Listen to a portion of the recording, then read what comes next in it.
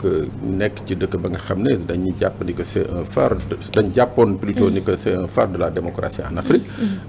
nekk un îlot de droits humains loolu lañ jàppoon alors depuis 2021 ñu gis fi ay nit ñi nga xam ne dañ leen di boom ci ay circonstances yu doy waar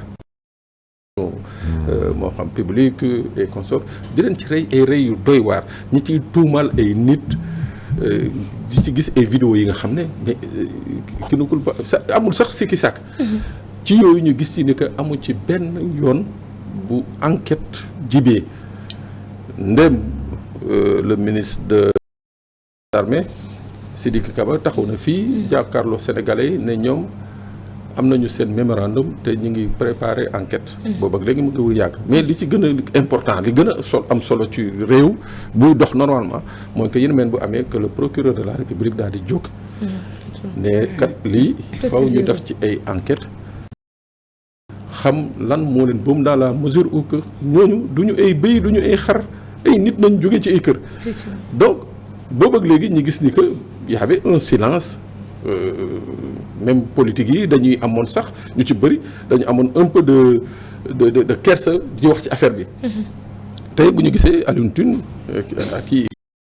également hommage pour son courage génnee loolu tegaat ko sur la table et ça tombe au bon moment ça tombe au moment où fii ci Ngor on nous dit que xale bu ndaw bu jigéen bu doon manifester parce que fii dañ fa bëgg a tabax brigade population bi ne ànduñu ci ñi leen di massacrer ñi leen di réprimer ba am ko ci faatu donc pour pas que Adji Diallo cette petite fille de 15 ans soit encore la énième victime ba nga xam ne ça va passer pour perte de profit rapport bi c'est venu à son heure et pour ça c'est le moment également surtout aux familles des victimes mooy que bu weesoo li ci yoon war a def ñoom famille yi ku ci nekk ci bopp war nga jóg tamit ne serait-ce que pour le respect de la mémoire de ceux qui sont disparus nga jóg te am taxawaay yoon mooy maanaam saisir les juridictions parce que tamit ça commence à faire trop boo ko calculer diggante février mars 2021 léegi les gens parlent de 20 morts yi nga xam ne ba tey ji on ne peut pas dire aux Sénégalais mais diw il est mort de ça diw lii ma ko bu weesoo les 3 autopsies yi nga xam ne lors de manifestations qui se sont passées à Ziguinchor ñu produire si ay autopsies daal di déterminer ne que nii lii moo leen rey lii moo ba léegi partout au Sénégal particulièrement à Dakar amul fenn fu ñu mën a taxawee ne diw lii moo ko rey wala diw sangam moo ko rey donc ça commence à faire xam nga ndax lan ça commence à faire te dafa mel ni loolu cette impunité là et ce silence yi entouré woon affaire yooyu moo tax tey jii pour un oui pour un non nga gis un peu le comportement des forces de l'ordre par rapport aux manifestants c'est-à-dire tey tu as l'impression je l'ai dit hier ici quand tu vois ce qui se passe à Ngor tu as l'impression en visionnant les images de Gaza là-bas en Palestine tu as l'impression bu ñu dindi changer les couleurs de peau tu n'as même pas besoin de chercher tu te diras que fii Gaza là alors que on est au Sénégal c'est pas une guerre ce n'est pas une guerre c'est des Sénégalais qui contestent qui protestent parce que am nañ ci droit et quelque part des forces de l'ordre yi nga xam ne qui sont chargées de rétablir yàq ay biens u jàmbur lakk ay je te jure ce qui se passe moi je l'ai dit hier ici moi j'étais assumant voir mais wax fa dëgg yàlla les blessés que j'ai vus et les types de blessures non wax fa dëgg yàlla ñun Sénégal on wax alors que prévoit la plateforme surtout F24 pour mën a stopper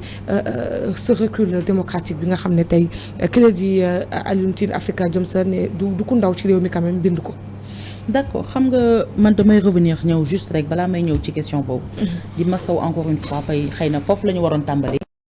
la population de Ngor parce que ils sont des Sénégalais comme nous tous foofu aussi ma ciy lancer appel au chef de l'État Macky Sall na xam ni la stabilité de ce pays ci ay loxoom la nekk. Tout à fait. Man quand j'ai vu l'image la première fois je me disais que c'était pas au Sénégal. Il a fallu que ma faufiler ci internet bi xool commentaires yi ma xam ne exactement jusqu'à relater information bi jusqu'à la.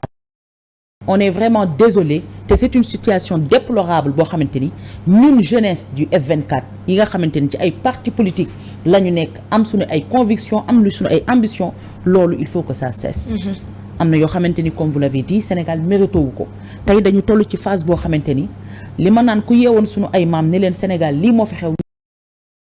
donc on est désolé pour ça F24 aussi ci ay combat wam comme je dis du loo xamante ni c'est vrai que c'est pas un mouvement à durée indéterminée mais loolu yëpp am na ci ay pàcc yu ñu ciy prévoir loolu peut-être li ma wax rek li nga xam ne ci la ñu jëm ci événement bi tey ci loolu la ñu mën a wax ak li nga xamante ni moo ñu boole ak li nga xam ne moo ñu ci gën a intéressé muy de Macky Sall. Donc mais peut-être le comité exécutif et tout ñoom dinañ ci gën a mën a saytuwaat ci côté boobu. mais man tey taxawaay bi may taxawee en tant que comme sous-commission chargée de la production audiovisuelle. damay gën a ñëw fësal sama taxawaay ci manifestation bi wax dans le cadre général li nga xamante ni F24 moo ko tax a jóg. mais du loolu rek. F24 li mu war a xeex dafa bëri comme vous l'avez si bien dit. mais on a débuté sur quelques points te dinañ ñëwaat ci yeneen points ci côté boobu. effectivement alors Georges ci biir texte bi mu def ci nekk Sénégal instant bi mu ngi jànkonteel une crise démocratique la plus grave en tout cas de son histoire loolu du tiital un peu xel du tey un peu ci après liy dem ci kanam. 2024 yi nga xam ne ni dara leeragul fi mu ne. nga ne Alioune Tine dafa ne une démocratie en désuétude. oui. xam nga luy désuétude. mooy lu àndatul ak jamono. lu dépassé. lu dépassé lu révolu. effectivement bu fekkee ne à un certain moment bu ñu gisee bu ñu xoolee tuuti lu xew Sénégal effectivement tu es tenté de dire que le Sénégal démocratie mu am c'est une démocratie en désuétude en désuétude parce que àndatul ak jamono elle est même en décrépitude. Elle est désuète cette démocratie là. parce que démocratie boo xam ne ñu ngi dem ci élection présidentielle dans 8 mois te kenn mënul xam loolu bëreetul ci réew muy xew Afrique wala dans le monde. mais te ñu am ko Sénégal ñu wax ne Sénégal les gens votent depuis des années. ay Afrique de l'Ouest fii ñu bëri ñun ñoo leen njëkk a voté. Sénégal bu muy commencé di voté boobu ñooñu xamul woon démocratie c'était des dictatures. donc bu ñu demee tey am ay avancement ay des codes consensuels yu ñu def depuis 92 ba Afrique de l'Ouest ñëpp di ñu ci naw ñu toll ci ñu nekk ci stade bu ñu nekk nii tey vraiment c'est déplorable ñu nekk ci démocratie boo xam ne dañ leen naan même boo naree marche wala nga manifester nga nekk homme politique nga nekk syndicaliste nga nekk un travailleur poser ay demande de marche alors que la constitution te permet de faire juste une lettre d'information pour ne suba wala dans 3 jours dama bëgg a manifester fii ak lii moo métti. je crois que loolu bu fekkee nag yooyu à chaque fois bu ñu ko defee même bu ñu ko jaaralee ci yoon ñu interdire la ko wala bu ñu ko interdirul. boo forcé ñu fekk la fa dóor la ay lacrymogène yóbbu la. là ça pose problème ñu dem ba ci réew moo xam ne boo fekkatee boo waxee sa xalaat tuuti rek. il suffit d'un petit dérapage rek. d'un petit écart de langage. demain tu es convoqué à la police ou à la gendarmerie entendre le mandat de dépôt parfois après ñu placer le peut-être sous contrôle judiciaire.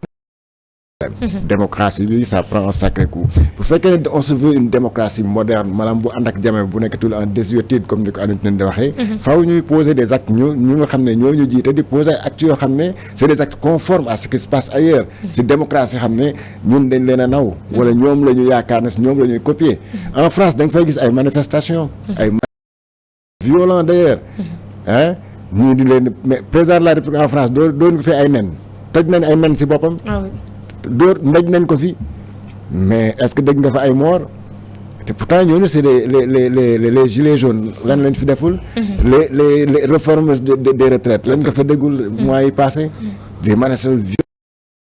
c'est presque inimaginable dans certains pays en Afrique. mais naturellement donc bu ñu nee bi Alioune Tine waxee ne sunu démocratie àndatul ak jamono. mais il faut lui donner raison parce que démocratie bu ànd ak jamono effectivement faaw ngay poser ay actes yoo xam ne ay gestes yoo xam ne day won au monde entier que effectivement ñun suñu démocratie nekkul de arrière mais day avancer nag day avancer mooy day ànd ak jamono. mais nag faaw nag ngay won nit ñi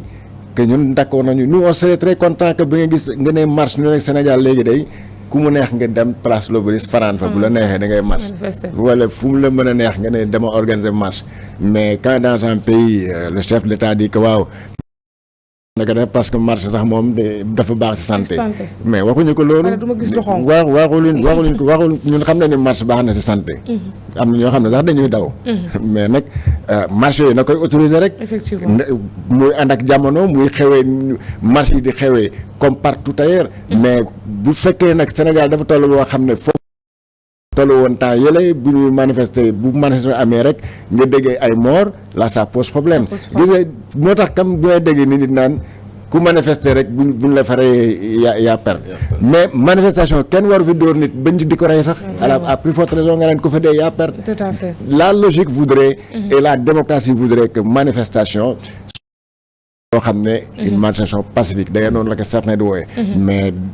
dóor ba gaañ ko sax wax c'est pas normal dans une démocratie. très rapidement parce que temps bi xot nañu bu baax a baax gisoon nañu instant bi dañu nekk def benn diversion du moment que ñuy waxtaanee mbiru troisième mandat coow li pëccëxoo